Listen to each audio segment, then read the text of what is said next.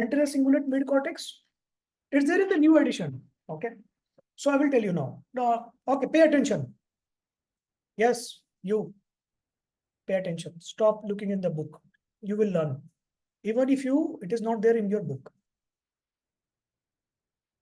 Anterior cingulate mid cortex. Forget the name. Remember, there is a center of willpower in your brain. So there are two types of willpower. One, you are impulsive, you want to do something, but you are controlling yourself. Self-control willpower. Okay. Second is, you don't want to do something, but you are doing it. Okay, I will clarify both. So, you have impulse to go for a shopping. You don't go shopping today. You have exam going on.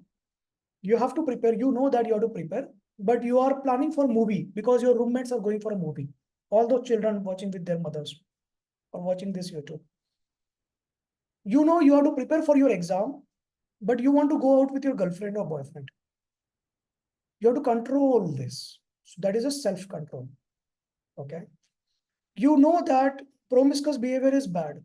You know that you have a monthly budget of spending this much money, but you are overspending your pocket money. So you control that. If you control, your center of willpower will improve. Understand? One aspect. Second aspect, you don't like to do something, but you force yourself, yes, I will do. Okay. You don't like maths, but you force yourself as a student. I will put 30 minutes extra every day, 1 hour extra every day. I will make myself strong in maths. You don't like a particular subject, but you still attend that class with full attention, put your efforts. You don't like to call people, talk to them, but every day you call someone and help them. You are required to do certain tasks for succeeding in your life, but you don't want to do because probably it is not your aptitude, it is not your skill, but you force yourself to do. Right? So presently you are doing certain work. I don't want you to add more work. No. I want you to identify the task, the work which you don't want to do, but it is necessary for your growth.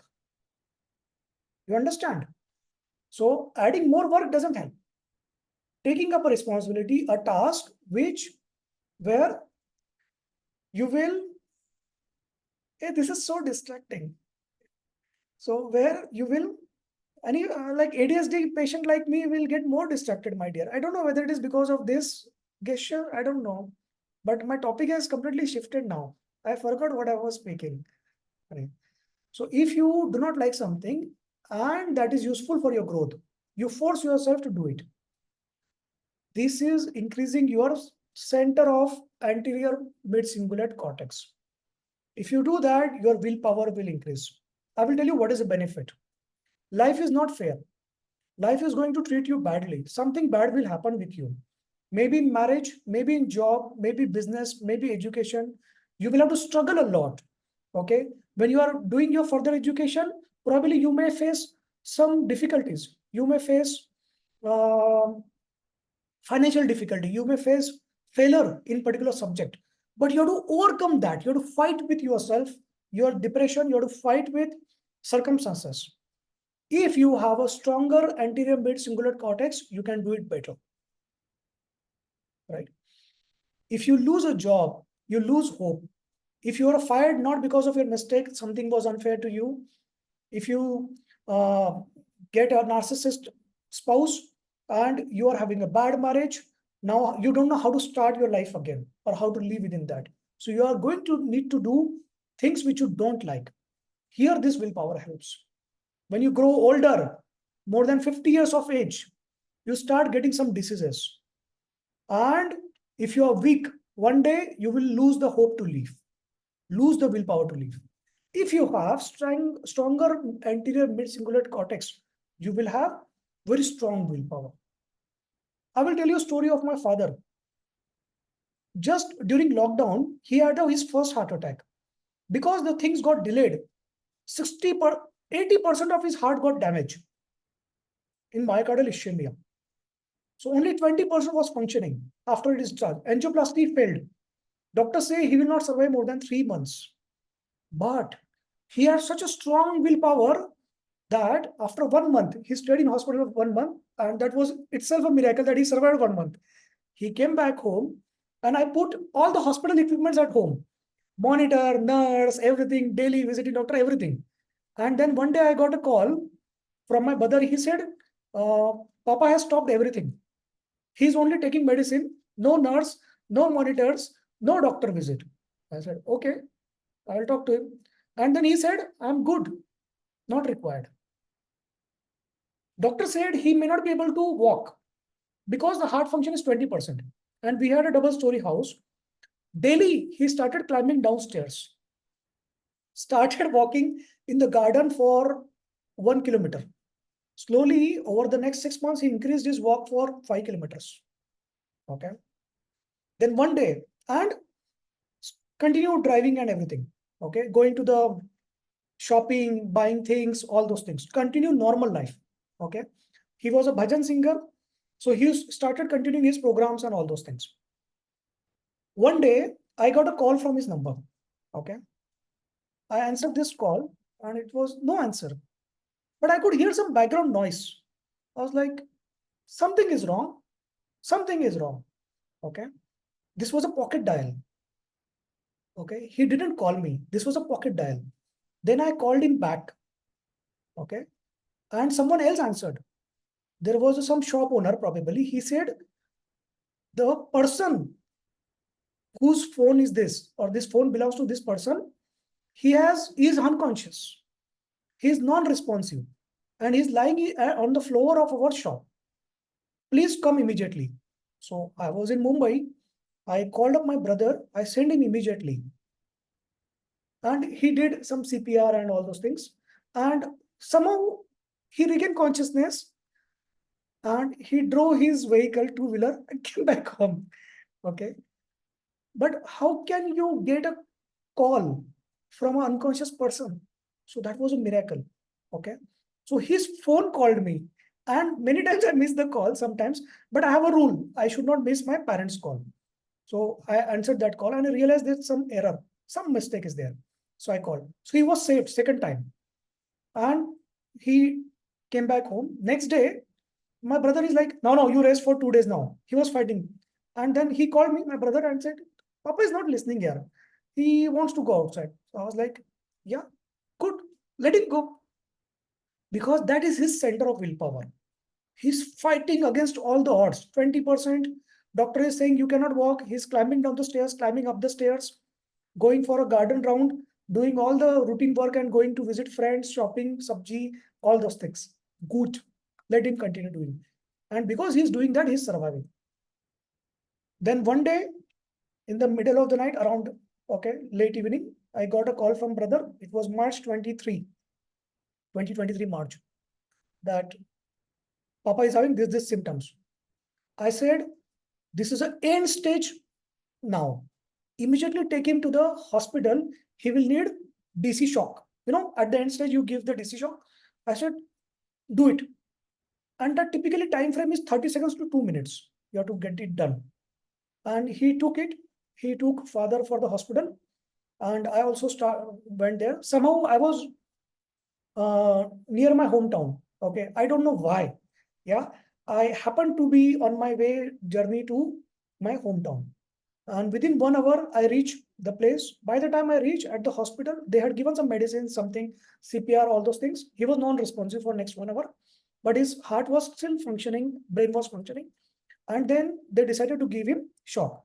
I said, actually, you should have done that immediately. I already told my brother, you have to do it. I'm a doctor. So do, shock him.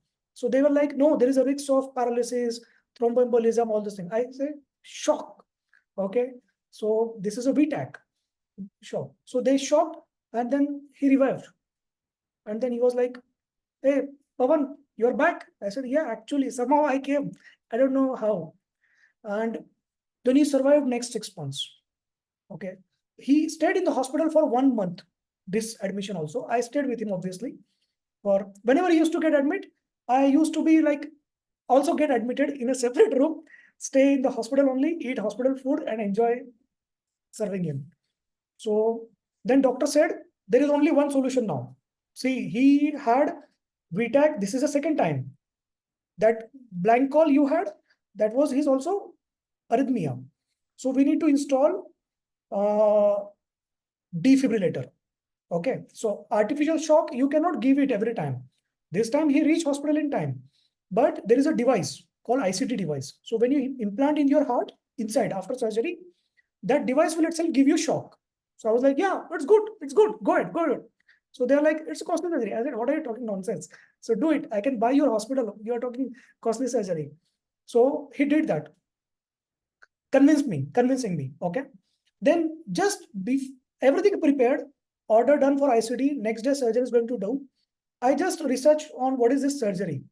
I realized, hey, this is so risky surgery. I don't want to do. So I called the doctor in the middle of night. I said, sir, I'm not going ahead with this surgery. So he said, then your father will have a risk of a sudden death. Okay. I said, I would prefer a sudden death rather than going through a risky surgery when he's weak and for 6 months or 2 months staying in the hospital. I don't want that. And my father is not the one who will like this life. Okay. If I would have gone with the surgery, probably because he was so weak that time, okay, he would have to stay in the hospital for next 2 months, 3 months, or even at hospital, I would have created a hospital at home. But this life he doesn't want.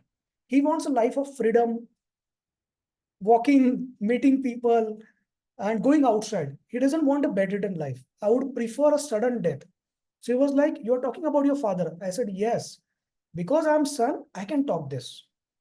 Yeah. He will not like a life of next 3 months bedridden. He would prefer a sudden death. It was a very good decision. Why I tell you? After 6 months, he passed away. But on the day he passed away, till that day, he used to go outside. He was not bedridden for a single day. He used to go outside, meet people, walk garden 5 kilometers every day, climb stairs, everything. Right? And then I thought that will ICD would have prevented this? Then I thought, no, life and death, they are not in our hand. Okay, it was age, already crossed 73. He had lived his life. And if I would have gone with ICD, probably for next 6 months, he would have been bedridden. So would he like this life? No. So it is better to go sudden death. Right? So then I was relieved. Okay. So I probably did. And also, I will tell you how strong his anterior mid-cingulate cortex. Okay. After his second heart attack, that blank call, yeah, that was second heart attack technically. Third heart attack was March 2023. Before March 2023, December 2022, I took him to Bangkok trip. Okay. And in Bangkok and in Phuket, when you go to this island hopping, you can do swimming in the lagoons. Okay. So he swam in the lagoon, right? So he swam in the ocean with only 20% heart function. Very inspirational, right? On his own, no support. Yeah. And then he enjoyed the complete trip. Obviously, my mother also has pain in her legs. So for both of them, I took two wheelchairs. Every mall, every shopping mall, and all airports, two wheelchairs. Two people to pull them, and two wheelchairs, right? But when it came to swimming in the ocean, he swam in the ocean. Yeah. He used to walk and all, but I was like, no, no, relax now, sit in. Okay. So actually, I used to tell him that this will speed the process. Yeah. So if we use the wheelchair for both of you, and he was like, okay, I'm enjoying now. Yeah.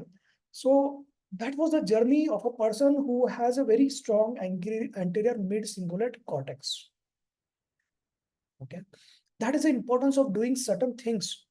One is self-control, controlling impulses. Everyone has their emotional trauma. Everyone has one or the other disease. Either you have schizophrenia, bipolar disorder, depression, anxiety, stress. You have to control your impulses. And second thing is you have to do certain things in your life which you don't want to do. but they are required. You have to do certain things in your life you don't like to do. Okay, but it is required for your success. Okay, you are annoyed on your partner, but for benefit of your children, for benefit of your own emotional well-being, for benefit of your relationship, you have to open up one day. So now the decision is whether you want to delay talking to your partner or you want to talk today after this class and open up the communication and tell them, see, your diagnosis is schizophrenia, but I think I will continue this relationship because I don't want to divorce you. Where is this divorce word? Yeah. Yeah. So I would prefer to conduct relate pillar test on you. Okay. I've already done psychology counseling test on you after reading this book, and I have identified that you are schizophrenia, but without and with relate pillar test, I will continue your this thing relationship. Okay.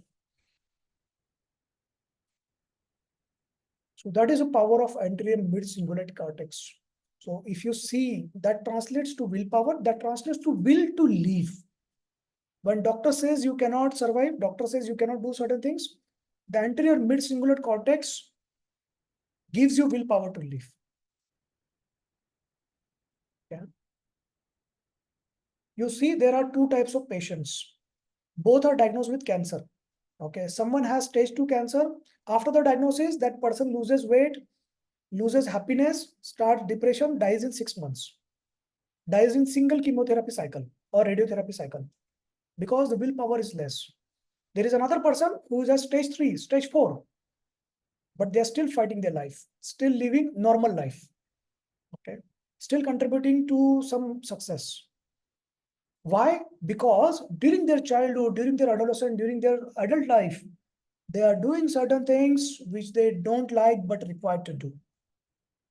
Okay, they have grown their anterior cingulate mid-cortex. Okay. They have grown their emotional bank balance. So that is a willpower center to live. And that is why it is important for self-control and doing things which you don't like. Both are important. Good. So you enjoyed the concept. If you understood the concept of anterior mid-cingulate cortex and you will apply on your life and your children, read in the chat. You understood, you will apply on yourself, you will apply on your children also. You cannot apply it on your spouse. The spouse has to apply on self.